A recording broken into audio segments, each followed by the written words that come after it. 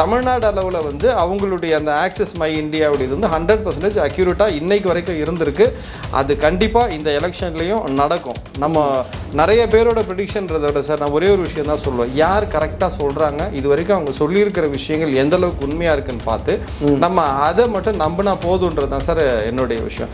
So access my இந்தியாவுடைய report படி கண்டிப்பாக டிவிகே வந்து தனிப்பெரும்பான்மையாக ஜெயிச்சு ஆட்சியில் உட்கார்றாங்க சார். இது 100% கான்ஃபிடென்ட்டாக நான் சொல்கிறேன்.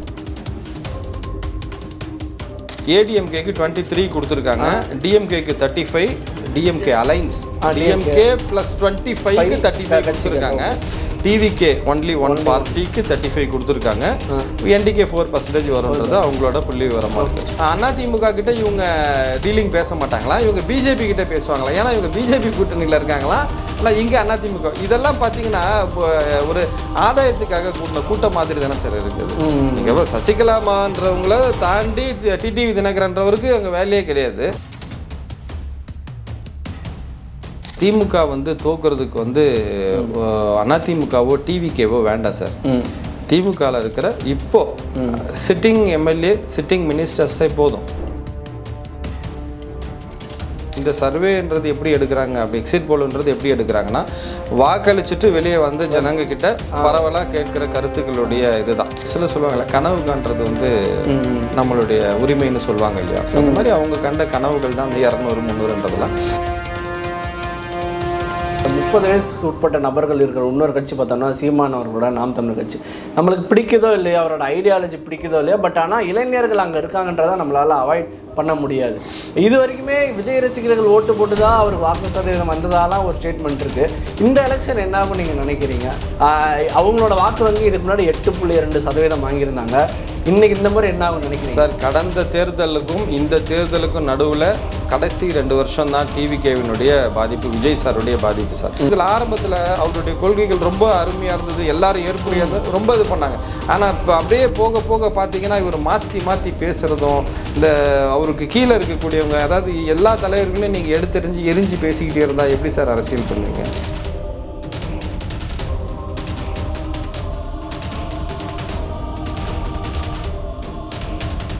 வணக்கம். இன்றைக்கி நம்ம கூட பார்த்தோம்னா தாவேக ஆதரவாளர் மற்றும் அட்வொகேட் ரோஷன் அவர்கள் நம்ம கூட இருக்கார். இப்போ தமிழக அரசியல் பற்றி பல்வேறு விஷயங்கள் பேச போகிறோம், வாங்க பேசலாம். சார் வணக்கம் சார். வணக்கம் சார். எப்படி இருக்கீங்க? நல்லா இருக்கு சார். கண்டிப்பாக சார். இப்போ சமீபமாக உங்களோட இன்டர்வியூஸ்லாம் பார்க்குறோம். என்ன மாதிரி ஓட் பர்சன்டேஜ் வரப்போகுது, யார் ஆட்சி அமைக்க போகிறாங்க, அதுக்கு என்ன மாதிரி பலி இருக்குன்றதெல்லாம் நீங்கள் ஒவ்வொன்றா சொல்லிட்டு வரீங்க. ஸோ அந்த வகையில் தான் நம்ம இதுவும் இன்றைக்கும் பேச போகிறோம். ஒன்றும் இல்லை, ஆஃப்டர் எலெக்ஷன் என்ன எக்ஸிட் போல்லாம் வந்துச்சு, ஒரு 8 அமைப்புகள் 10 அமைப்புகள் எக்ஸிட் போல் ரிலீஸ் பண்ணியிருக்காங்க. அதில் மோஸ்ட் ஆஃப் தி அமைப்புகள் பார்த்தோம்னா இன்றைக்கி திமுக ஆட்சி அமைக்குன்னு சொல்லியிருக்காங்க. ரெண்டு அமைப்புகள் அதிமுக சொல்லியிருக்காங்க. ஒரே ஒருத்தர் மட்டும்தான் விஜய்னு சொல்லியிருக்காங்க. ஸோ இப்போ 1 by 1 பார்த்துருவோம். முதல்ல நம்ம விஜய் அவர்கள்ட்டேருந்தே போயிடலாம். ஆக்சிஸ் மீடியா பார்த்துருப்போம், அவங்களோட சர்வே பார்த்துருப்போம். ரொம்ப ஆச்சரியமாக இருந்த சர்வே தான் அது. ஏன்னா அவங்க கொடுத்த நம்பர்ஸும் சரி, பர்சன்டேஜும் சரி, ஒரு இவ்வளோ வருமா அப்படின்ற அளவுக்கு தான் இருந்தது. நீங்கள் என்ன நினைக்கிறீங்க அந்த சர்வே பற்றி, ஆக்சிஸ் இந்தியா சர்வே பற்றி? ஆக்சிஸ் மை இந்தியாவோட ரிப்போர்ட்ஸ் வந்து ஆல்மோஸ்ட் வந்து பார்த்தீங்கன்னா கரெக்டாக தான் இருந்திருக்கு சார். அவங்களோட ப்ரெடிக்ஷன் எல்லாமே இது வரைக்கும் கரெக்டாக தான் இருந்திருக்கு. அதுக்கு ஒரு நிறைய எக்ஸாம்பிள் சொல்லலாம். ஸோ எக்ஸாம்பிள்னு நம்ம எடுத்துக்கிட்டோம் அப்படின்னு பார்த்தீங்கன்னா, அவங்க 2019 அவங்களோட அந்த ப்ரெடிக்ஷன்ஸ் அவங்க 2019 லோக்சபாலேருந்து சொல்கிறாங்க சார். அதுலேயே வந்து பார்த்தீங்கன்னா என்டிஏ கூட்டணி வந்து 339 to 365 வரைக்கும் வரும் அப்படின்னாங்க. அதில் பிஜேபி 303 வரும்னு ப்ரெடிக்ட் பண்ணியிருந்தாங்க, அவங்களோட ஃபஸ்ட்டு ப்ரெடிக்ஷன். அதில் என்டிஏ 353 வந்துருந்துச்சு. அவங்க சொன்ன மாதிரி 39 to 65க்குள்ளே 353 வந்துச்சு. பிஜேபி அக்யூரேட்டாக 303 வந்துச்சு சார், அவங்களோட ஃபஸ்ட்டு ப்ரெடிக்ஷன் அது. ரெண்டாவது பார்த்தீங்கன்னா 2022 பஞ்சாபுக்கு சொன்னாங்க ஆம் ஆத்மி வரும்னாங்க, அதே மாதிரி நடந்துச்சு. 23 மத்திய பிரதேசில் பிஜேபி வரும்னாங்க, நடந்துச்சு. 24 வந்து மகாராஷ்டிராவில் பிஜேபி கூட்டணி வரும்னாங்க, அதுவும் நடந்துச்சு. 25 டெல்லியில் பிஜேபி வரும்னாங்க, அதுவும் நடந்துச்சு. இப்போ 24 பார்த்தீங்கன்னா லோக்சபாவில் வந்து அவங்களுக்கு பெரிய கான்ட்ரடிக்ஷனாக பெருசாக பேசக்கூடிய அதனுடைய அந்த ஓனர் வந்து நம்ம பிரதீப் குப்தா வந்து இந்த 24 பார்லிமெண்ட் எலெக்ஷனில் அவர் அழுது ஆர்ப்பாட்டம் பண்ணி பேசினாரு கொண்டாருன்றதான் இன்னைக்கு வரைக்கும் விமர்சனமாக இருக்குது. ஆனால் அந்த எலெக்ஷன்லையும் அவர் சொன்ன மாதிரி பிஜேபி வந்துச்சு. பட் காங்கிரஸ்க்கு அவர் 200+ சொல்லியிருந்தார், அது மட்டும் 150 சம்திங் சொல்லியிருந்தார். அவங்க 200+ வந்திருந்தாங்க. அதில் ரொம்ப அக்யூரேட்டாக நீங்கள் தமிழ்நாடுன்னு எடுத்துக்கிட்டிங்கன்னா டிஎம்கே பெருசாக வரும்னு சொல்லியிருந்தது அது அப்படியே நடந்துருந்துச்சு. ஸோ அதிமுக 2 இடம் வரும்னாங்க, அது மட்டும் இல்லை, அது மட்டும் மிஸ்ஸிங். ஆல்மோஸ்ட் வந்து தமிழ்நாடு அளவில் வந்து அவங்களுடைய அந்த ஆக்சஸ் மை இந்தியாவுடையது வந்து 100% அக்யூரேட்டாக இன்னைக்கு வரைக்கும் இருந்திருக்கு.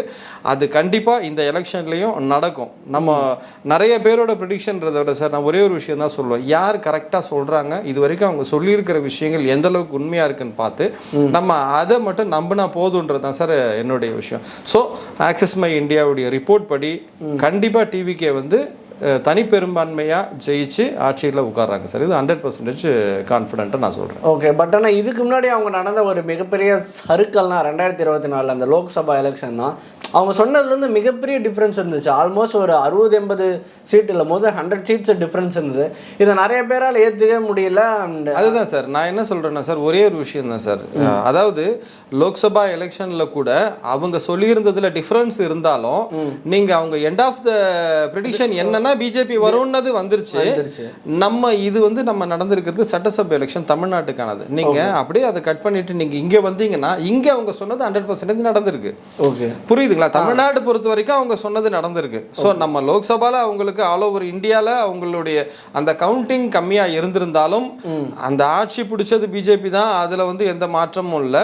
ஸோ ப்ரெடிக்ஷனில் அவங்களோட நம்பர்ஸ் டிஃப்ரெண்ட்டாக இருந்தாலும் ப்ரெடிக்ஷன் கரெக்டாக இருந்தது. அட் த சேம் டைம் தமிழ்நாட்டில் அது 100% அக்யூரேட்டாக இருந்ததுங்கிறது நம்ம கோட் பண்ணி தான் ஆகணும். ஸோ அந்த அடிப்படையில் இந்த சட்டசபை எலெக்ஷனில் இது தமிழ்நாட்டுக்கான எலெக்ஷன், இதில் அவங்களுக்கு கண்டிப்பாக 100% கரெக்டாக இருக்கும்ன்றது தான் சார் கருத்து. கண்டிப்பாக அவங்க 37% கொடுத்துருக்காங்க. அது ரொம்பவே ஆச்சரியமாக இருந்தது. கண்டிப்பாக நான் ஒன்றும் இல்லை, நான் பக்கத்தில் கேட்ட வரைக்குமே எல்லாருமே தாவேக்காவுக்கு ஓட்டு போட்டோன்னு தான் சொல்லியிருக்காங்க. இப்போ பெர்சன்டேஜ் வைஸ் அவங்க எப்படி ஒரு இப்போ தான் முதல் முறை ரொம்ப சிம்பிளாக சொல்கிறேன், ஆக்சஸ் மை இந்தியா அது மட்டும் நான் பேசுகிறேன். அவங்க வந்து ஏடிஎம்கேக்கு 23 கொடுத்துருக்காங்க, டிஎம்கேக்கு 35, டிஎம்கே அலைன்ஸ் டிஎம்கே ப்ளஸ் 25க்கு 35 கொடுத்துருக்காங்க. டிவிகே ஒன்லி ஒன் பார்ட்டிக்கு 35 கொடுத்துருக்காங்க. என்டிகே 4% வரும்ன்றது அவங்களோட புள்ளி விவரமாக இருக்குது. ஸோ இதில் அவங்க கொடுத்துருக்கிற ப்ரெடிக்ஷனில் 120 தொகுதி ஜெயிக்கும்ன்றது 35% வரும்ன்றதும் ஒரு சிங்கிள் பார்ட்டின்றது பெரிய சக்ஸஸ் தானே சார். ஓகே, அப்போ இந்த புரியுதுங்களா உங்களுக்கு? ஒரு 25 கட்சியை கூட வச்சுக்கிட்டு டிஎம்கே ஒரு 35% எடுக்கிறாங்கன்றதும் ஒரு சிங்கிள் பார்ட்டி ஒரு சிங்கிள் பர்சன் தான், ஃபெமிலியர் பர்சன், வேற யாருமே கிடையாது. அவர் சொல்லிட்டாரு 234 தொகுதியிலையும் விஜய். வேற பெருசா எந்த கேண்டிடேட்டும் அந்த அளவுக்கு பெருசா இல்லை. நம்ம ஒரு 10 பேர் அறிமுகமானவங்க, பல கட்சிகள் இருந்து வந்தவங்க, ஒரு எம்எல்ஏ எம்பியா இருந்திருந்தா கூட மீதி எல்லாருமே பார்த்தீங்கன்னா நியூ ஃபேஸ் தான். அந்தந்த தொகுதிக்கு அறியப்பட்டவர்களாக இருப்பாங்களே தவிர ஒட்டுமொத்த தமிழகத்துக்கு அறியப்பட்டவங்களா இருக்க வாய்ப்பு இல்லை. ஆனாலும் இந்த 35% 100% எனக்கு பாசிபிள் அப்படிங்கிறது என்னுடைய கருத்தா சார். அந்த ஒரு சர்வே தான், அதுதான் டவுட். ஒன்றும் இல்லை, இந்தியா டுடேக்கு தான் ஒரு இன்டர்வியூ கொடுத்துருப்பாரு. ஐ மீன் ஆஃப்லைனில் பேசியிருப்பாங்க. இதுலேருந்தே என்ன ஒரு ரூமர் போகுதுன்னா, அவர் ஃப்ரெண்டு, இந்தியா டுடே ஃப்ரெண்டு, அவங்களோட கம்பெனி தான் அது, அவங்க சார்ந்த ஒரு நிறுவனம் தான் அது. இதனாலே விஜய் சார் சொல்லி தான் ஒரு ஃபேக்காக ஒரு போட்டிருப்பாங்கன்னு சொல்கிற ஒரு சமூக வலைத்தள கமெண்ட் சார். அப்போ அப்படி பார்த்தா நம்ம எல்லா ஊடகத்தையும் சந்தேகம் பண்ணணும் சார். ஏன்னா அப்போ அந்த CNN என்ன பண்ணுறாங்கன்னா ஏடிஎம்கே அதிகம் வரும்ன்றாங்க. இப்போ டைம்ஸ் நவ் என்ன சொல்லியிருக்காங்க அப்படின்னா ஏடிஎம்கே அதிகம் வரும்ன்றாங்க. என்டிடிவி என்ன பண்ணுறாங்கன்னா டிஎம்கே 145, 125 to 145ன்றாங்க. சாணக்கியா வந்து எப்பயுமே பிஜேபி பர்சனாக ஒரு நியூட்ரல்னு சொல்லிப்பாரு, ஆனால் பிஜேபி நிலைப்பாடு எடுப்பாரு. அவரே சொல்றாரு 145லேருந்து 160ன்றாரு. ஸோ இப்போ இந்த டைனிக்னு சொல்லிட்டு டைனிக் பாஸ்கர் அவங்க 125 to 145 போறாங்க. ரிபப்ளிக் வந்து 125 to இதெல்லாம் டிஎம்கேக்கு சொல்றாங்க. அப்ப நீங்க இதை ஃபேக்குன்னு சொன்னா அப்ப அதையும் நம்ம ஃபேக்குன்னு நம்ம வாதிடலாம்ல. ஏன் அவங்க மட்டும் அக்யூரேட்டா சொல்லணும்னு நம்ம நம்புறோம்? அதாவது இவங்க வந்து இவங்க ஃப்ரெண்டு, ரிலேஷனு, தெரிஞ்சவங்க, சொந்தக்காரங்க, அதனால தான் வந்து இவங்க சொல்லிட்டாங்க, அவர் பேட்டி கொடுத்தனால அவர் சொல்லிட்டாரு நம்ம ஒரு வாதத்துக்கு எடுத்துக்கிட்டா, அப்ப இத்தனை வருஷம் ஆட்சியில் இருக்கக்கூடிய ஒரு அரசியல்வாதியா இருக்கக்கூடிய ஒரு மிகப்பெரிய கட்சி, இவங்களுக்குள்ள ஒரு தொடர்பு இருக்காது. இவங்க வந்து அந்த அடிப்படையில் இந்த ரிசல்ட்டை கொடுத்துருக்க மாட்டாங்கன்னு நிச்சயம் நம்ம புரியுது அவங்களுக்கு நான் சொல்றேன். அதனால நம்ம அந்த மாதிரி அந்த வகையில பார்க்க வேண்டாம். அந்த கண்ணோட்டத்தோட நம்ம போனா எல்லாரையும் தான் சந்தேகப்படணும் சார். இங்க எல்லாருமே மனுஷன் தானே. ஓகே சார், அடுத்தபடியா இன்னொரு கட்சி அதிமுக.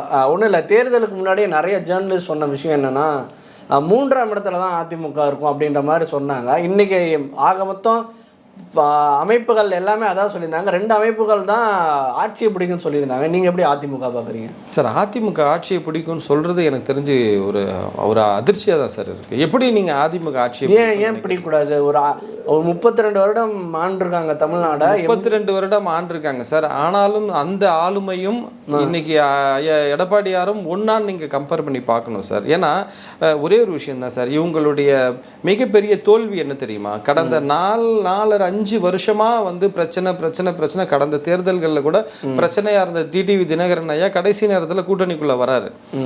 இது ஒரு மிகப்பெரிய மைனஸ் தான் நான் பார்க்குறேன். மக்கள் மத்தியில இருந்து மிகப்பெரிய அதிருப்தி இருக்கு. ஏன் அப்படின்னா, நான் இவங்களை எதிர்த்து கட்சி ஆரம்பிச்சவர் திரும்பி இங்க கூட்டணிக்கு வர்றதுக்கு இவர் இங்கேயே இருந்திருக்கலாம்ல. இந்த வடிவேலு இந்த சந்தானமா யாரோ ஒருத்தர் ஒரு காமெடி வருமே, இந்த மூட்டை குடோன்லயே இருந்திருக்கலாம்ன்ற கதையா இங்கேயே இருந்திருக்கலாம்ல நீ. அப்புறம் அவங்களுக்குள்ள பார்த்தீங்கன்னா இன்னொரு விஷயம் என்ன அப்படின்னு பார்த்தீங்கன்னா, அதிமுக கிட்ட இவங்க டீலிங் பேச மாட்டாங்களா, இவங்க பிஜேபி கிட்ட பேசுவாங்களா? ஏன்னா இவங்க பிஜேபி கூட்டணியில் இருக்காங்களா, ஆனால் இங்கே அதிமுக. இதெல்லாம் பார்த்தீங்கன்னா ஒரு ஆதாயத்துக்காக கூட்டின கூட்டம் மாதிரி தானே சார் இருக்குது. நீங்கள் சசிகலாமான்றவங்கள தாண்டி டிடிவி தினகரன்றவருக்கு அங்கே வேலையே கிடையாது. ஸோ அவங்கள ஒதுக்கிட்டு இவர் இங்கே வந்து ஒரு அணி அமைக்கிறதுன்னும் போதே இவங்க ஒரு சந்தர்ப்பவாத கூட்டணியாகவும் இல்லை ஒரு ஆதாயத்துக்கான ஒரு அரசியலாகவும் சார் எல்லாருக்குமே இன்னைக்கு அரசியல் புரிதல் இருக்கு சார். பொதுமக்கள் எல்லாருமே சரியா சார் தமிழ்நாட்டு மக்களை சாதாரணமா நினைக்கிறாங்க சார். இவங்க நினைச்சாங்கன்னா கடைசி நேரத்துல என்ன வேணாலும் பண்ணிக்கலாம். இந்த பிரேமலதா விஜயகாந்த் வந்து இதுல ஜாயின் பண்ண திமுகல ஜாயின், அந்த மாதிரி இவங்க நினைச்சா என்ன வேணாலும் பண்ணிப்பாங்க. மக்கள் வந்து இவங்க சொல்றதெல்லாம் நம்பி இவங்களுக்கு உடனே ஓட்டு போட்டுருவாங்க. இவங்க நீதி தேவதையினுடைய மறு உருவம் நம்பிடுவாங்கன்னு நினைச்சுக்கிட்டு இருக்காங்க சார். 100% கிடையாது சார். மக்கள் ரொம்ப தெளிவா இருக்காங்க. என்ன செய்யணுங்கிற வரைக்கும் அவங்க தீர்மானிச்சு தான் சார் ஒருத்தரும் வாக்குச்சாவடிக்குள்ள நுழைஞ்சிருக்காங்க. யாருமே அங்க போயிட்டு யோசிக்கிறவங்க இல்லை. அரசியல் நிலவரத்தை தெளிவா தெரிஞ்சு அவங்க ஒரு முடிவு எடுத்து தான் உள்ள போயிருக்காங்க.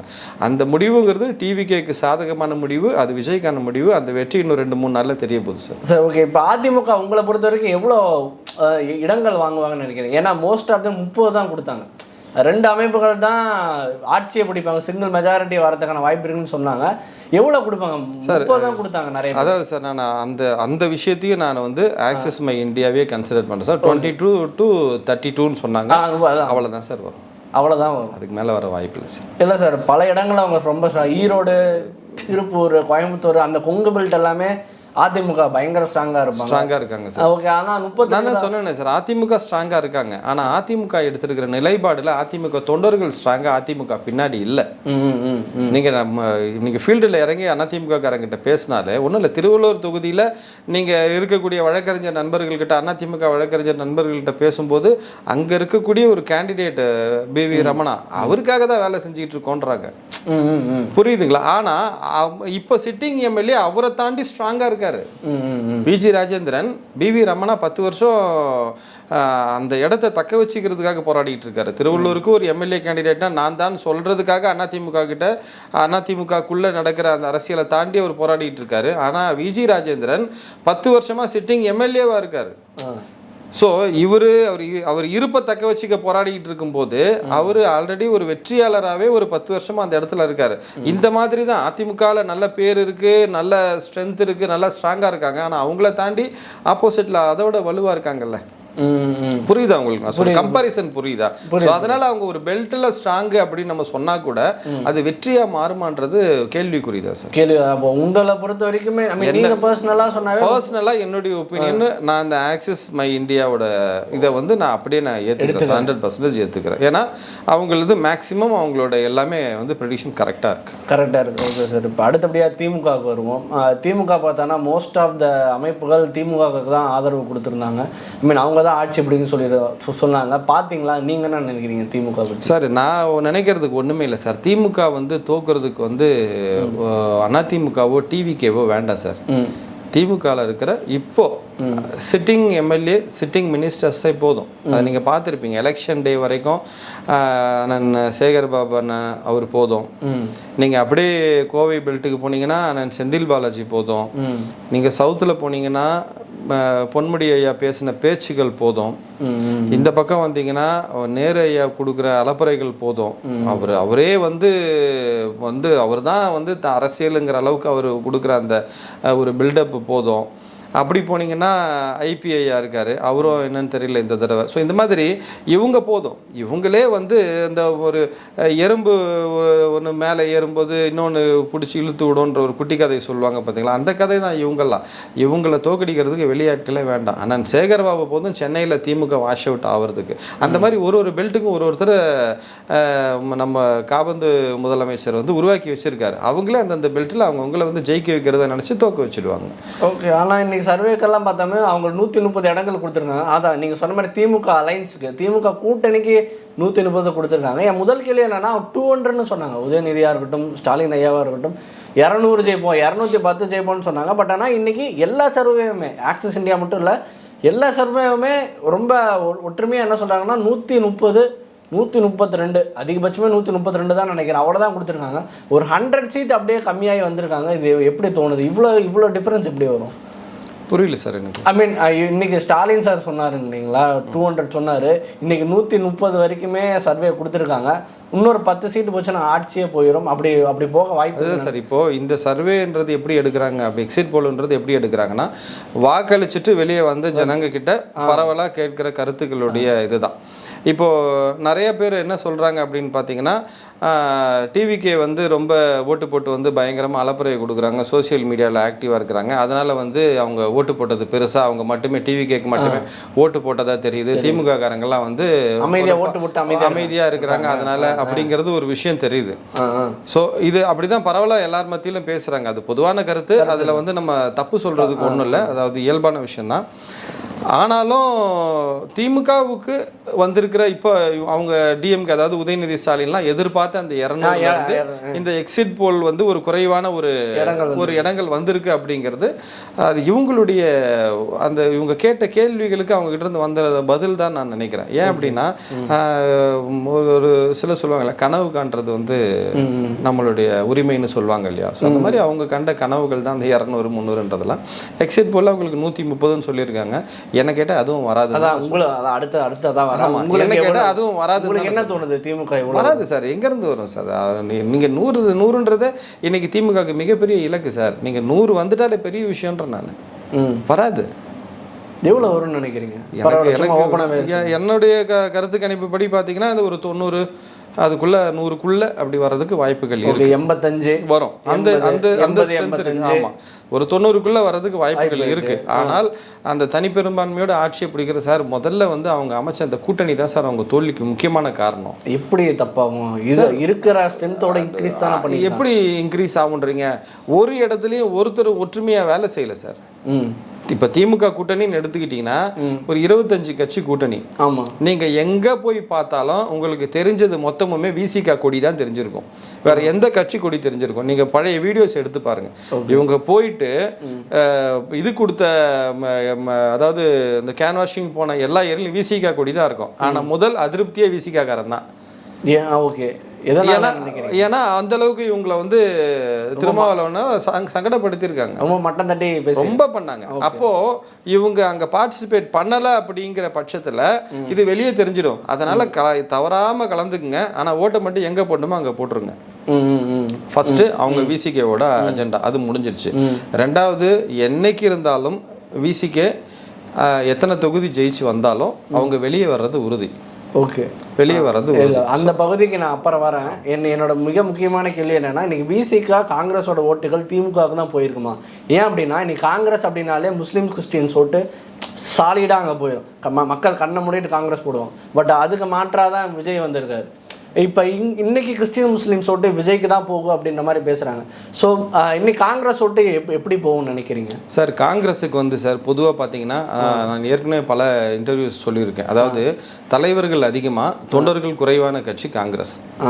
ஆனால் தமிழ்நாடு அளவில் பார்த்தீங்கன்னா ஒரு கணிசமான காங்கிரஸ் வாக்குங்கிறது இருக்குது. அது காலங்காலமாக மாறவே மாறாது. அது ஏன்னு தெரியாது, அது அவங்களுக்கே தெரியாது. அவங்களுக்கு எந்த வாய்ப்புகள் வந்தாலும் அவங்க போக மாட்டாங்க. நான் காங்கிரஸ்காரன்டா அப்படிங்கிற ஒரு கர்வத்தோட இருக்கக்கூடியவங்க தான். ஸோ அது அவங்களுக்கு எங்கேயும் போகாது. ஆனால் இந்த முறை காங்கிரஸ் வந்து காங்கிரஸ் எப்படிப்பட்ட அமைப்பு அப்படின்னு பார்த்தீங்கன்னா, அவங்க ஒரு காலகட்டத்துக்கு ஒரு நிலைப்பாடு எடுக்கிறவங்க. அதாவது இந்த தடவை வந்து நம்ம அதிமுக ஆதரவு நிலைப்பாடு எடுப்போம், இந்த தடவை நம்ம திமுக நிலைப்பாடு எடுப்போம்னு எடுப்பாங்க. இந்த ஒத்த கருத்தோட இவங்க முடிவு எடுத்துட்டாங்க அப்படின்னா அது அந்த கட்சியை சார்ந்து போயிடும். அந்த இடத்துல கண்டிப்பாக அவங்க இருக்கிற இடம் ஜெயிக்கும். ஆனால் ஒத்த கருத்து இல்லாமல் போனால் அந்த கட்சி கண்டிப்பாக ரெண்டாக உடைஞ்சதுன்னா யார் உடைக்கிறாங்களோ அவங்க சைடு ஜெயிப்பாங்க. அது 96 எலெக்ஷனில் மூப்பனார் அந்த மாதிரி உடைச்சி போனார். 91 எலெக்ஷனில் வந்து ஏடிஎம்கே எலெக்ஷனில் வந்து அவங்க ஒன்றாவது ஜெயிச்சாங்க. ஸோ இதெல்லாம் வந்து நம்ம அப்போ இருந்தே நம்ம பார்க்கலாம், 91 காலகட்டத்தில் இருந்தே பார்க்கலாம். ஆனால் இன்னைக்கு காலகட்டம் எப்படி இருந்துச்சுன்னு பார்த்தீங்கன்னா, கட்சி ரெண்டாக உடைய வேண்டிய சூழ்நிலை உடையாமல் பார்த்துக்கிட்டு அப்படியே பொன் மாதிரி திமுக கிட்ட போய் நின்னாங்களே தவிர யாருமே மனமும் வந்து வேலை செய்யலை சார். யாருமே ஒரு மனதோட திமுக சார். நான் திருவள்ளூரில் ஒரு முக்கியமான காங்கிரஸ் பிரமுகர்கிட்ட நான் நேரடியாக பேசியிருக்கேன். அவர் ஒரே ஒரு வார்த்தை சொன்னார், விட்டு தொலைச்சிட்டு வரமாட்டானுங்க திமுகவை, அதை கட்டிக்கிட்டு ஆள்றானுங்க, என்னத்தான் பண்ண போறானுங்கன்னு தெரியல. ஓப்பனாக சொன்னார். ரொம்ப மனசு கஷ்டம். ரோட்ல சந்திச்சு பேசுறோம், பைக்ல போற ஒரு பைக்ல வர ஏத்தாப்புல ரோட்ல சந்திச்சு பேசும்போது அவர் சாதாரணமா சொன்னாரு, விட்டொழிச்சிட்டு வந்து தொலைய மாட்டானுங்க, என்னத்துக்கு வச்சுக்கிறான்னு தெரியல. அப்படி இது விருப்பம் இல்லாம தான் இருக்காங்க. நான் சொல்றது ஒரே ஒரு மாவட்டத்துல ஒரு நபர், அவர் முக்கியமான பிரமுகர், அந்த மாவட்டத்துக்கு முக்கியமான நபர். அவருடைய எண்ணமே திமுக விட்டு வந்தா நிம்மதியா இருக்கும், எவ்வளவு நாளைக்கு தான் இப்படியே அவனுக்கு சொல்றது கேட்டு சுத்தி எடுக்கிறது, அந்த வெறுப்பு அவங்களுக்குள்ள இருக்கு. நான் ஒருத்தருக்கே அந்த வெறுப்பு சொல்றேன். அப்போ நீங்க ஒட்டுமொத்தமா பாருங்க. ஏன்னா கடைசி வரைக்கும் சார் முக்கியமான தலைவர்கள் எல்லாருமே திமுக இருந்து வெளியே வந்து டிவிக்கு ஆதரவு நிலைப்பாடு எடுக்கணுன்றதுல உறுதியா இருந்தாங்க. 2 பிரிவாகவும் இருந்தாங்க. அவங்களுடைய முயற்சிகளும் போச்சு. ஆனால் செல்வ பெருந்தகைங்கிற ஒரே ஒரு நபர் மட்டும்தான் இந்த திமுக கூட்டணியில நிக்கணுங்கிறதுல ரொம்ப உறுதியா இருந்தாரு. அந்த உறுதி தான் இன்னைக்கு காங்கிரஸ் தோக்குறதுக்கு காரணமாக போகுது, காங்கிரஸினுடைய வீழ்ச்சிக்கும் காரணமாக போகுது சார். ஓகே, அப்ப அவரு தான் காரணம் நினைக்கிறீங்க? 100% செல்வ பெருந்தகை ஒருத்தரை தவிர வேற யாருமே கிடையாது சார். அப்ப அதுக்கு மேல இருக்கிறவங்களுக்குலாம் அவங்கள விஜய் கூட போகணும்னு ஆசைப்பட்டாங்களா? ஆமா சார், மாணிக் தாகூர்லாம் வெளிப்படையா பேசினாங்கல்ல சார். சார் எல்லாருமே வந்து காங்கிரஸ் திமுக கூட்டணியில இருந்து வெளியே வரணும்ன்ற வரைக்கும் வந்துட்டாங்க சார். அவங்க யாருமே திமுக கூட இந்த எலெக்ஷன்ல நம்ம நிக்க கூடாதுங்கிறதுல உறுதியா இருந்தாங்க, திமுக வேணான்றதுல உறுதியா இருந்தாங்க. ஆனா இந்த ஒரே ஒரு தலைவர், ஒரே ஒரு நபர் மட்டும்தான். அதனாலதான் அவர் என்ன பண்ணாருன்னா, இந்த தேர்தலில் தோல்விங்கிற பட்சத்துல நம்ம ரொம்ப வந்து டேமேஜ் ஆயிடுவோம்னு முன்னாடியே வந்து எச்சரிக்கையா ஒரு வார்த்தையை விட்டுறாரு. என்ன வார்த்தையை விட்டுறாரு? தேர்தலுக்கு அப்புறம் நான் தலைவர் பதவியில இருந்து ராஜினாமா பண்ணிட்டு. அதான் அடுத்த கேள்வி அதுதான் சொல்லலாம்னு. அது எப்படி முன்னாடியே சொல்லிட்டாரு? அதுதான், ஏன்னா அங்க தெரியுமா, தூக்கிடுவாங்கன்றதை விட அவர் இந்த விஷயங்கள் மேலிட பார்வையாளர்கள் மூலமா அவங்க டெல்லிக்கு போயிருக்கோம் இல்லையா தகவல். தமிழ்நாட்டில் நம்ம யார் கூட கூட்டணியில் இருக்கணும், யார் கூட இருந்தால் நமக்கு பிளஸ், யார் கூட இருந்தால் மைனஸ்ங்கிற ஸ்ட்ராட்டஜி போயிருக்கோம்ல. அந்த ஸ்ட்ராட்டஜி படி நடக்க விடாம இங்க திமுகவோட நம்ம இருக்கணும்ன்றத ஒரு முடிவு எடுத்து அந்த வகையில் இந்த கட்சியை வழி நடத்துறாரு செல்வ பெருந்தகைங்கிறது தலைமைக்கு தெரிஞ்சிருக்கும்ல. அப்ப தலைமையினுடைய அதிருப்தி செல்வ பெருந்தகை மேல வந்திருக்கும்ல. அவர் போனார்ல அங்க, டெல்லிக்கு போன செய்தி தெரியும்ல உங்களுக்கு. அப்போ அங்க என்ன நடந்தது, கண்டிப்பா என்ன பண்ணிருப்பாங்க, ஏன் இப்படி இருக்கும்போது இப்படி இருந்திருக்குன்னு கேட்டிருப்பாங்க. அவர் ஒரு பதில் சொல்லியிருப்பாரு, அதுல அதிருப்தி ஏற்பட்டிருக்கும். சரி, இதுக்கப்புறம் நம்ம இங்க இருக்க முடியாதுன்றது அவரே உணர்ந்திருப்பாரு. அவ்வளவுதான், ரொம்ப சாதாரணமா நம்ம புரிஞ்சுக்கிறோம். இதுக்கப்புறம் நம்ம இங்க நம்மளை தக்க வச்சுக்க முடியாது. அப்ப இதை நம்மளே வந்து முன்கூட்டியே ஒரு விஷயமா சொல்லிட்டோம்னா அது ஒரு சின்ன நிகழ்வா போயிடும், இல்லைன்னா அது ஒரு பெரிய விஷயமா பேசப்படுங்கிறது தான் காரணமா இருக்கும். காங்கிரஸினுடைய இந்த வீழ்ச்சிக்கு காரணம் செல்வ பெருந்தகை ஒரே ஒரு நபர் தான், வேற யாருமே கிடையாது. ஓகே, அந்த வாக்குகள் கண்டிப்பா விஜய்க்கு தான் போகும். கண்டிப்பா சார். சார் ஒரே ஒரு விஷயம் தான் சார், கிறிஸ்தவர்களா இருந்தாலும் சரி, கிறிஸ்தவர்கள் ஓட்டை வந்து இது வரைக்கும் வந்து ஏதாவது ஒரு வகையில வந்து, அதாவது பிஜேபி உள்ள வந்துடும். பொதுவா இவங்க பேசுற பஞ்ச் டைலாக் என்னன்னா, இதுக்கு வந்து விஜய்க்கு ஓட்டு போட்டீங்கன்னா மறைமுகமா பிஜேபி உள்ள வந்துடும், பிஜேபி உள்ள வந்துடும். ஏன்னா பிஜேபி உள்ள வந்துடும் ஏன் கிறிஸ்டியன் கிட்ட சொல்லுவாங்கன்னா, பிஜேபி உள்ள வந்தா கிறிஸ்டியானிட்டியை பிஜேபி அழிச்சிடும். இவங்களோட இது வந்து அதுதான். ஏன்னா கிறிஸ்டியானிட்டியை பிஜேபி அழிச்சிடும். நான் தான் ஏற்கனவே ஒரு பேட்டியில் சொல்லியிருந்தேன், கிறிஸ்டியானிட்டியை பிஜேபி அழிச்சிடும்னா, கிறிஸ்டியானிட்டின்றது ஒரு உலக அளவில் ஒரு பிரசித்தமான மதம். கிறிஸ்டியானிட்டின்றதுனுடைய நம்பிக்கை என்னன்னா, அவங்க இயேசுநாதர் நம்மளை காப்பாற்றுறாருன்றதான் நம்பிக்கை. ஆனால் இவங்களோட இது எப்படி கொண்டு போகிறதுன்னா, இயேசுநாதர் வந்து இவங்க காப்பாற்றிக்கிட்டு இருக்கிறதா. பிஜேபி உள்ளே வந்துட்டா இயேசுநாதரை வந்து டம்மி ஆக்கிடுவாங்க, இயேசுநாதர் பவர்லெஸ் காடாக மாறிடுவாருங்கிற மாதிரியான ஒரு பிம்பத்தை கட்டமைச்சு, அதனால பிஜேபி வந்துடும், பிஜேபி வந்துடக்கூடாது, பிஜேபி வந்து திமுக வரணும், திமுக வந்தால் இயேசுநாதர் பவர்ஃபுல் கார்டாக இருப்பார். புரியுதா உங்களுக்கு? இவங்க கடவுளையே எப்படி கொண்டு வந்துட்டாங்கன்னா, டிஎம்கே ரெப்ரசன்டேட்டிவாக கொண்டு வந்துட்டாங்க. ஓகே, புரியுதுங்களா? இது கடவுளை வச்சு இங்கே ஒரு பிளே, இது ஒரு பிளே இவங்க டிஎம்கே சைட்லேருந்து ரெகுலராக நடந்துகிட்டு இருக்கு. ஸோ இந்த மாதிரி நிறைய விஷயங்கள் இருக்குது சார். ஓகே, சரி, இப்போ காங்கிரஸ் முடிஞ்சிருச்சு, அவங்களோட வாக்குகள் விஜய்க்கு தான் போகுன்றது நம்ம எல்லாருக்குமே தெரிஞ்சிருச்சு. அடுத்து பிசிகா பொறுத்தவரைக்கும் இந்த 30 வயசுக்கு உட்பட்ட நபர்கள் எந்த கட்சியில் அதிகமாக இருக்காங்கன்னா 2 கட்சி, ஒன்று விசிகா, இன்னொன்று நாம் தமிழர் பின்னாடி வரலாம். பட் இன்னைக்கு விசிகா அந்த கட்சியினோட வாக்குகள் திமுக போகுமா இல்லை விஜய்க்கு போகுமா? எப்படி திமுகவுக்கு போயிருக்குன்னு நினைக்கிறீங்க? ஏன்னா இவ்வளோ வருஷமா அந்த அலைன்ஸ்ல தலைவர் அங்கதானே இருக்காரு, இத்தனை வருஷமா அலைன்ஸ்ல இருக்காரு, தலைவர் அங்கதான் இருக்காரு. ஆனா கடைசி நிமிஷத்துல ஒருத்தவங்க உள்ள வந்து அவங்களுக்கு ஒரு முக்கியத்துவத்தை கொடுத்துட்டு இவரை தூக்கி ஓரமா வைக்கும் போது அவருக்கு வந்து அனுபவம் வாய்ந்த அரசியல் தலைவர் இந்த மாதிரி கடைசி நேரத்துல அந்த கூட்டணி விட்டு வெளியே வந்தா நம்ம எங்கேயும் போறதுக்கு இல்லாம ஒட்டுமொத்தமா ஒண்ணு இல்லாம போயிடுவோன்றது அவருக்கு தெரியும். சோ அந்த இடத்தை தக்க வச்சுக்கிறதுல ஒரு அரசியல் சாணக்கியத்தனமா தான் அந்த இடத்தை தக்க வச்சுக்கிட்டாரு. ஆமா பண்ணியிருக்காரு. ஆனால் பாதிக்கப்பட்ட தொண்டன் அவனுடைய ரியாக்ஷன் எப்படி இருக்கும், அவங்களோட எண்ணம் எப்படி இருக்கும்னு நினைக்கிறீங்க? கண்டிப்பா வந்து திமுகவோ இல்ல அதனுடைய கூட்டணி கட்சிகளோ இருக்கிற இடத்துல கண்டிப்பா விசிக காரங்க ரொம்ப இன்வால்மெண்டா ஒர்க் பண்ணிருக்க மாட்டாங்க. ஆனால் நீங்க எல்லா பிரச்சாரத்தின் போதும் விசிக கொடி தான் அதிகமா பறந்தது. ஆனால் வாக்கு விசிகாக்கு திமுகவுக்கு விழுந்திருக்காது, 100% விழுந்திருக்காது. ஆமா, ஏன்னா மதுராந்தகம் பகுதியில் என்னுடைய நண்பர் ஒருத்தர் நான் பேசும்பொழுது அவர் வந்து நிறைய லாரிகள் வச்சு தொழில் பண்ணிட்டு இருக்காரு, நல்ல தொழிலதிபர். விசிகால இருந்து அடிமட்டத்துல இருந்து அவங்க ஒரு அண்ணன் தம்பிங்க 4 பேர் மேல வந்திருக்காங்க.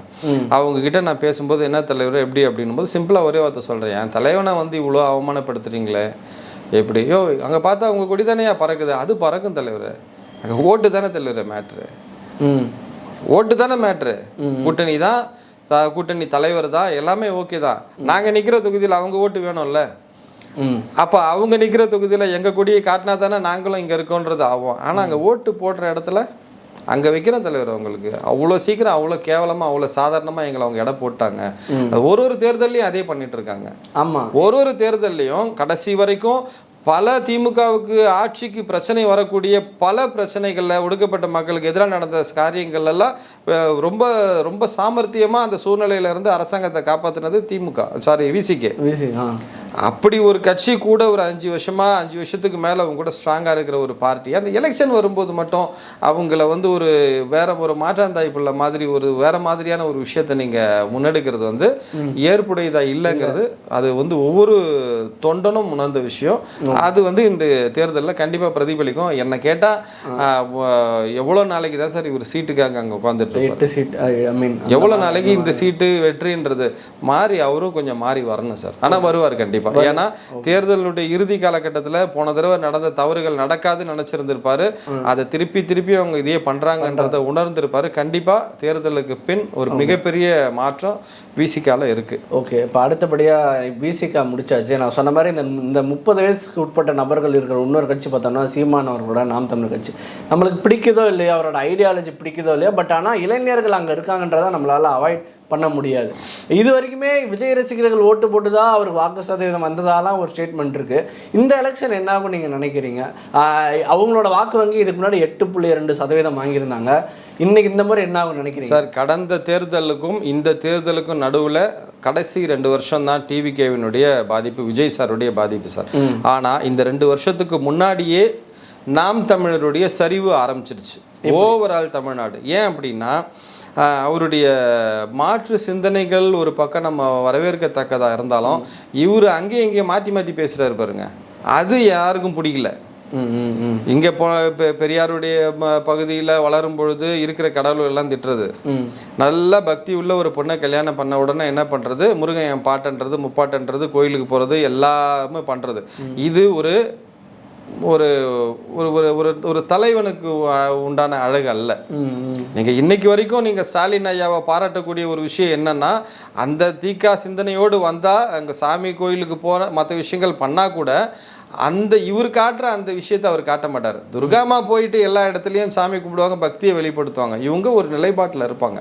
இந்த நிலைப்பாடு, அந்த உறுதித்தன்மை இருக்கும், அது அவர்கிட்ட கிடையாது, சீமான்ட்ட கிடையாது. நேரத்துக்கு ஏற்ற மாதிரி வேஷம் போடுறது, அதாவது நாம் தமிழருங்கிற அடிப்படையில் கட்சி நடத்தினாலும் நல்லா பக்காவாக தெலுங்கு பொண்ணா 10 கல்யாணம் பண்ணிட்டு செட்டில் ஆகுறது. ஏன்னா அங்கே தான் பணம் இருக்கு. நமக்கு கட்சி நடத்தணும், சுகமாக வாழணும், ராஜா வாழ்க்கை வாழணும்னா அதுக்கு அங்கே தான் தேவை. 2வது திரள் நிதி திரட்டுறதுக்காகவே ஒரு கட்சி நடத்துறது. நீங்கள் அவர் கூட இருக்கிறவங்கலாம் பாருங்க, படத்தில் சினிமாவுக்கு ஃபினான்ஸ் பண்ணுறவங்க, ப்ரொடியூசர்ஸ் இவங்க தான். ஏன்னா இங்கே வர திரள் நிதி அங்கே போயிட்டு அவங்க ப்ரொடியூசர்ஸ் ஆவாங்க, ஆர்டிஸ்ட் வச்சு படம் எடுப்பாங்க, லாபம் வரும், பர்சன்டேஜ் திரும்பி வரும், இன்கம் ப்ராஃபிட் பண்ணுறதுக்கு தான். நான் 2-3 தயாரிப்பாளர்கள் பேர் கூட சொல்லுவேன், வேண்டாம் அது மரபு இல்லை, அதனால் நம்ம அதை தவிர்க்கலாம். நீங்கள் அந்த புகைப்படங்கள் பார்த்தா தெரியும். சினிமாவில் இருக்கிற எல்லா ப்ரொடியூசர்ஸும் அவர் பின்னாடி சுற்றிட்டு இருப்பாங்க, ஃபினான்சியர்ஸ் எல்லாம் அவர் பின்னாடி சுற்றிட்டு இருப்பாங்க. என்னென்னா திரள்நிதி அங்கே போயிட்டு அவங்க ப்ரொடியூசர் ஆகிறதுக்கு இவர் இங்கேருந்து திரள்நிதியை எடுத்து இது நாம் தமிழருங்கிற பேரில் இந்த வேலை ஒன்று பார்த்துக்கிட்டு இருக்காரு. ஸோ இது மக்களுக்கு இப்போ இந்த புரிதல் ஆரம்பத்தில் அவருடைய கொள்கைகள் ரொம்ப அருமையாக இருந்தது, எல்லாரும் ஏற்புடையாக இருந்தது, ரொம்ப இது பண்ணாங்க. ஆனால் இப்போ அப்படியே போக போக பார்த்தீங்கன்னா இவர் மாற்றி மாற்றி பேசுகிறதும், இந்த அவருக்கு கீழே இருக்கக்கூடியவங்க, அதாவது எல்லா தலைவர்களையும் நீங்கள் எடுத்தெறிஞ்சு எரிஞ்சு பேசிக்கிட்டே இருந்தால் எப்படி சார் அரசியல் பண்ணுவீங்க? ஓகே. ஆனால் நேரில் போய் சந்தித்த உடனே அவங்க கிட்ட பல்ல காட்டிட்டு சிரிச்சுட்டு பேசுறது தான் அவருடைய அரசியல். நீங்கள் ஒரு அரசியல் நாகரிகம் வேறு சார், ஆனால் நிலைப்பாடுன்றது ஒன்று இருக்குல்ல. ஓகே. இல்லை ஆப்போசிட்டில் ஒருத்தர் வராருன்னா சிம்பிளாக ஒரு விஷயம் சொல்கிறேன் சார். நீங்கள் பிரதம மந்திரி மன்மோகன் சிங் பிரதமராக இருக்கும்போது ஜெயலலிதா அம்மா ரிசீவ் பண்ண போகிறாங்க. அப்போ மூக்க அழகிரி வராரு, அவங்கள வெல்கம் பண்ணுறாங்க. இது அன்னைக்கு வரைக்கும் கடுமையாக விமர்சித்த ரெண்டு பேர் ஒரே இடத்துல சந்திக்கிறாங்க. அரசியல் மாண்புகிறத தாண்டி தான் சார்ந்த கொள்கைங்கிற ஒரு விஷயத்தில் அவங்க என்ன பண்ணுவாங்க, அழகிரி இவங்களை பார்த்து விஷ் பண்ணியிருக்க மாட்டார், இவங்க என்ன பண்ணுவாங்க, ஒரு 2 நிமிஷத்துக்கு அப்புறம் கடந்து போயிருப்பாங்க. அந்த வீடியோ பல தடவை பார்த்துருப்பீங்க. இதுதான் சார் கொள்கை. கொள்கை வேறு, கொள்கையே இல்லாத ஆள் சார் அவர். இப்போ தமிழ்னு பேசுவார், பிள்ளைகளை கொண்டு போய் தமிழ்நாட்டில் தமிழ் பள்ளிக்கூடமே இல்லைன்னு சொல்லிட்டு வெளிநாட்டு பள்ளிக்கூடத்தில் படிக்க வைப்பார். அப்புறம் உன் பிள்ளை எப்படி நாம் தமிழராக வளருவான்? எப்படி உன் பிள்ளை நாம் தமிழராக வளருவான்? அப்போ நீ ஊருக்கு உபதேசமா?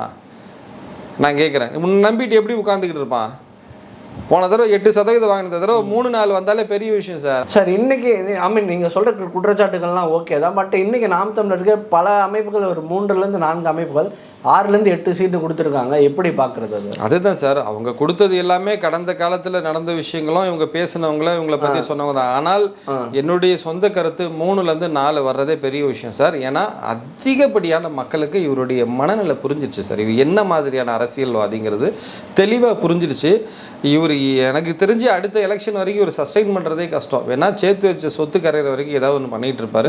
சில மக்கள் இன்னமும் அவரை நம்பிக்கிட்டு திறநிதி கொடுத்துக்கிட்டு இருக்காங்க. அந்த ஃபண்டு வர வரைக்கும் ஒரு பண்ணிட்டு இருப்பார். இவரெல்லாம் யார் என்ன சதவீதம் வாங்குவாருன்னு சொல்லுங்க. அதான் சார் 3 to 4 3-4 கன்வெர்ட் ஆகும்னு நினைக்கலாம். வாய்ப்பே கிடையாது. சீமான் ஜெயிப்பாரா? வாய்ப்பே கிடையாது சார். 100% காரைக்குடியில் அவர் ஜெயிக்குமா சார்? சான்ஸே இல்லை சார், சான்ஸே இல்லை. அவர் யாரோடையும் கம்பேர் பண்ணாதீங்க. அவர் ஒரு சீட்டு நாம் தமிழர் வராது, ஒன்றுமே வராது, ஒன்றும் வராது. 8 up to 8 வரைக்கும் கொடுத்துருக்காங்க, ஒன்று கூட வராது சார். ஒரே ஒருத்தர் தான் சொல்லியிருக்காங்க up to 8 நாம் தமிழருக்கு சொன்னவங்க யாருன்னா இந்த NDTV பீப்புள்ஸ் சொல்லியிருக்காங்க, வேறு யாருமே இல்லை. வராது வாய்ப்பே இல்லை. Okay sir. ஸோ இன்னொரு மிக முக்கியமான கேள்வி, எல்லாருமே பல ஜேர்னலிஸ்ட் இதை பற்றி சொல்லியிருக்காங்க, விசிகாவுமே சொல்லியிருக்காங்க, தமிழகத்தில் தொங்கு சட்டசபை வருன்ற மாதிரி சொல்லியிருக்காங்க. ஒரு அமைப்பு அந்த போல் எனக்கு கொஞ்சம் இம்ப்ரெசிவாக இருந்தது. என்ன அப்படின்னா 3 கட்சிகளுக்குமே 60 சீட்டு கொடுத்துருந்தாங்க, 60 to 70. திமுகவுக்கு 60 to 70, விஜய்க்கு 60 to 70 கொடுத்ததுனால இப்போ ஒரு தொங்கு சட்டசபை வரும் தான் சொல்கிறாங்க. அதுக்கான வாய்ப்பு இருக்குன்னு உங்களுக்கு தோணுது? இல்லை சார், வாய்ப்பே இல்லை.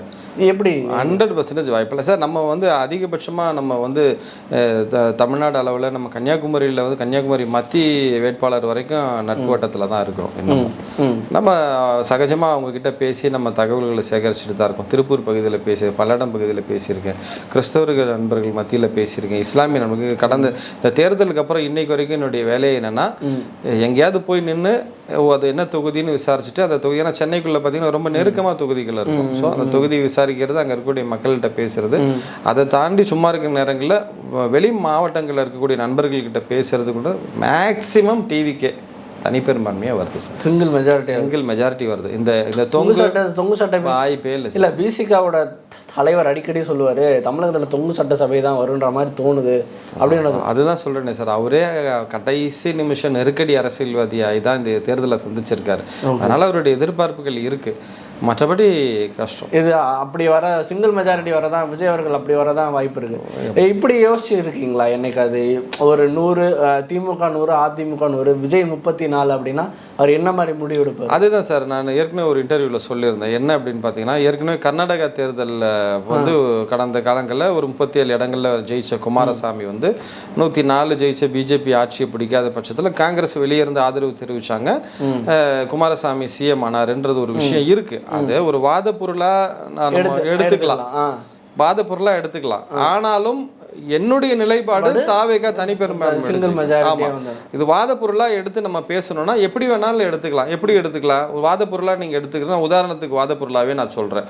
இவங்க கம்மியா வந்து அதிமுகவை வந்து பிஜேபியினுடைய அன்பு கட்டளை ஏத்துக்கிட்டு அதிமுக சப்போர்ட் பண்ணி வெளியே இருந்து சப்போர்ட் பண்ணா விஜய் சீஃப் மினிஸ்டர் ஆகலாம். டிஎம்கே வரக்கூடாதுங்கிறது நிலைப்பாடு இல்லை. ஓகே, அப்படிதான் எடுத்து. ஸோ அதே மாதிரி இன்னைக்கு மெட்ராஸ் இன்னைக்கு வந்து இந்த கொஸ்டின் விட்டுட்டேன். மெட்ராஸ் அப்படின்னாலே டிஎம்கே கோட்டைன்னு தான் சொல்கிறாங்க. டிஎம்கேட முக்கிய புள்ளிகள் எல்லாமே மெட்ராஸில் தான் நிற்கிறேன், சென்னையில் தான் நிற்கிறேன். ஸோ இருக்கிற ஒரு 16 தொகுதிகள் இருக்குன்னு நினைக்கிறேன். இந்த 16 தொகுதிகளில் தாவேகா எத்தனை வின் பண்ணுவாங்கன்னு நினைக்கிறீங்க? எனக்கு தெரிஞ்சு தாவேகா வந்து ஒரு 13 14 வந்துருவாங்க சார். ஒரு 3-4 தொகுதிகள் வேணும்னா திமுக ஜெயிக்கலாம். அதிமுகவுக்கு ஒன்று கூட வராது. நம்மளோட முதல்வர் தொகுதி இவர், அதுக்கப்புறம் மா சுப்பிரமணியன், சைதாப்பேட்டை, இந்த மாதிரி சில இடங்கள்ல வந்து டிஎம்கேக்கு கொஞ்சம் அதிகமான வாய்ப்புகள் இருக்கு. அதை நம்ம பேசும்பொழுது தெரியுது.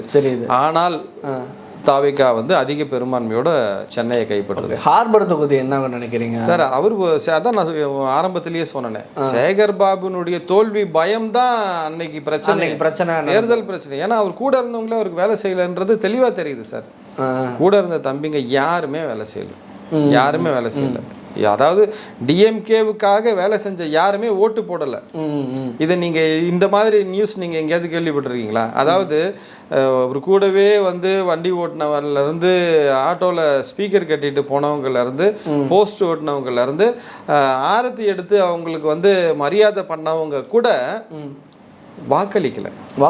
ஓகே, சும்மா போயிருக்காங்க, கூட தான் போயிருக்காங்க. போதும் சார், அவருடைய சகாப்தம் போதும்னு முடிவு பண்ணிட்டாங்க. இந்த தடவை வந்து சார் நீங்க ராயபுரம் எடுத்தீங்கன்னா ஜெயக்குமார் தான் சொல்லுவாங்க, இன்னைக்கும் சொல்லுவாங்க.